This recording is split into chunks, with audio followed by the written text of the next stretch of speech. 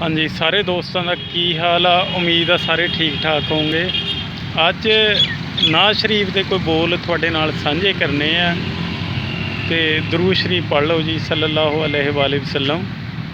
ते लिखिया कि क्यों बुलियां उत्ते हासा है तेरे कोल की खास दिलासा है। क्यों बुलियां उत्ते हासा है तेरे कोल की खास दिलासा है। हुंदा इक्को एक जवाब मेरा है गल जदों कोई पुछदा है मैं याद मदीना कर लेना मेरा गम सिरे तो मुकदा है। मैं याद मदीना कर लेना मेरा गम सिरे तो मुकदा है। ते इन्हां दूरियां विच इन्हां तड़पां विच मेरी उम्र गुजरदी चली है। अखां भरदियां रहिंदियां ने ते यारो पर इह वी एक तसल्ली है। इत्थों भेज दरूद हो जांदा है अखियां दा पानी सुकदा है। मैं याद मदीना कर लेना मेरा गम सिरे तो मुकदा है। ये पहलां ही दिल नूं खबरां ने उस दर ते डाढा जी लगना। अखां वेख लए जदों ओह जलवे दुनिया ते चंगा की लगना। ये पहलां ही दिल नूं खबरां ने उस दर ते डाढा जी लगना।